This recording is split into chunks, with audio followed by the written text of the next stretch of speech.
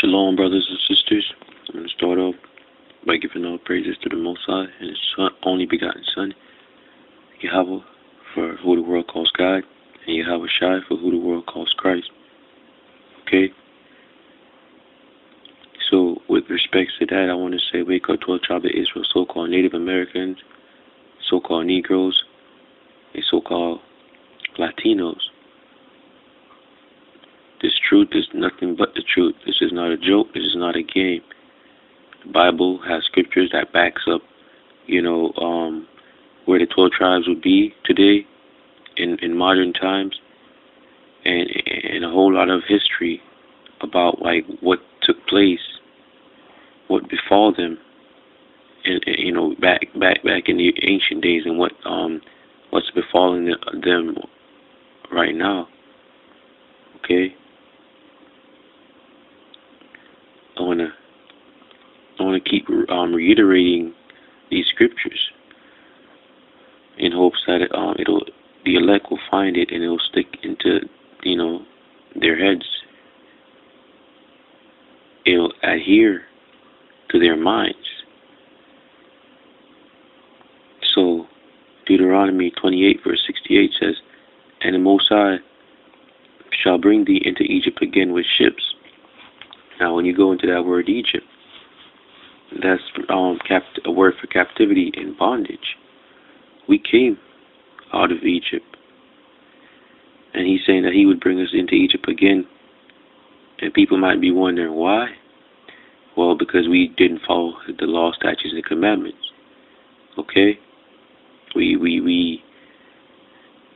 dishonored. We dishonored we made a covenant with the Most High power and His Son. We made a covenant, and we didn't keep our part. So, by the way, whereof I spake unto thee, thou shalt see it no more again, and there ye shall be sold unto your enemies for bondmen and bondwomen, and no man shall buy you.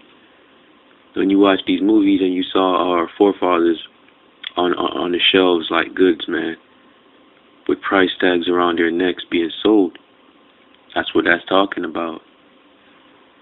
If you watch the movie the Django, sold some of our women for wine, and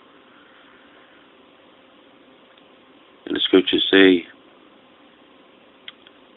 that the Most High required that which is past. So people keep thinking that because the so-called white man was just Esau, and all these other nations would they like to with the working with the spiritual demon Satan and all that, they would like to push their little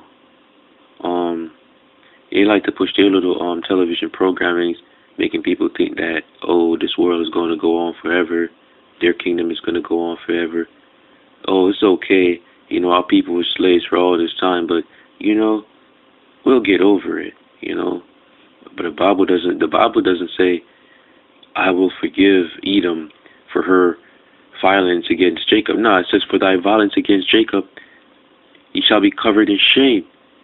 It didn't say those who lead in captivity will not go into captivity. It says those who lead into captivity shall go into captivity. Okay?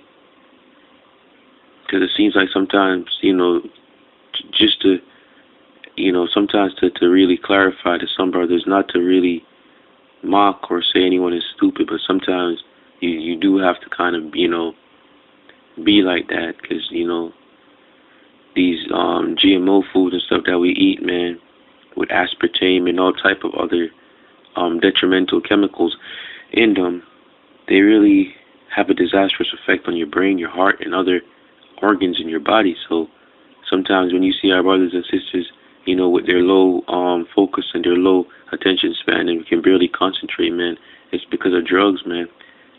Plus their parents in Babylon doing wickedness, probably, squeeze something up in them, inject some type of chemical or whatever, man. Getting rich off their own flesh and blood, man. That's just the wickedness. That's why when you go to the scripture, what is it? Well, I'm gonna touch on that in another lesson, but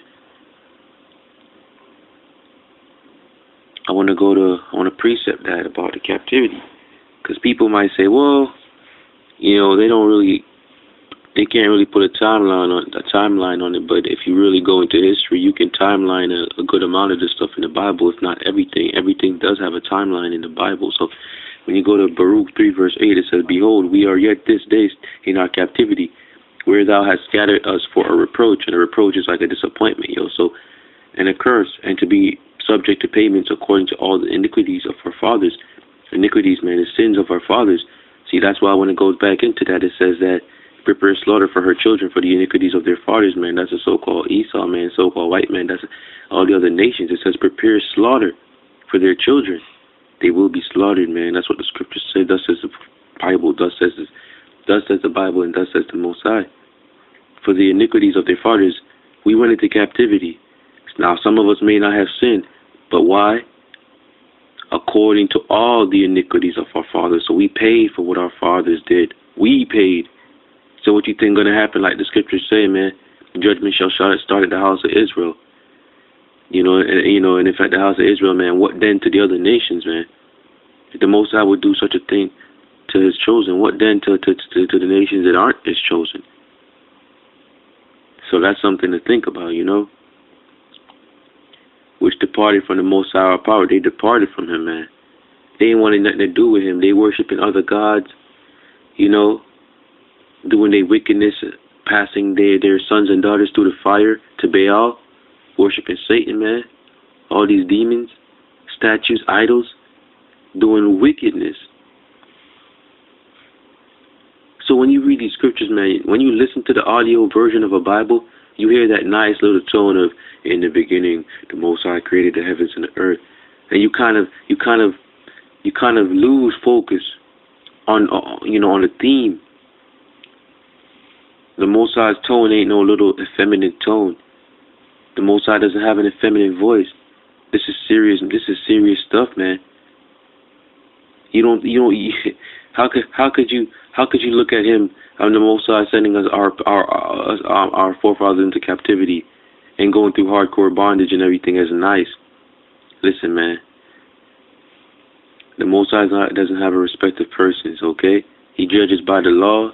He judges righteously. The Most High will have mercy on who he will have mercy on. Okay? So those are just two lovely scriptures, I believe, and they're all lovely scriptures on our captivity. And why people, these people, man, Esau has made it so to a point where most of our people still think that, they think they're living in heaven. They're living in Esau's heaven, which is his ruling. Because they have a nice job and everything, man. They well relaxed, man. That's why the scripture says, "Arise ye and depart. This is not your rest, for it is defiled, and it shall destroy thee even with a sword destruction." Okay, you're not supposed to get comfy in Babylon. That a lot of people don't even know it's Babylon.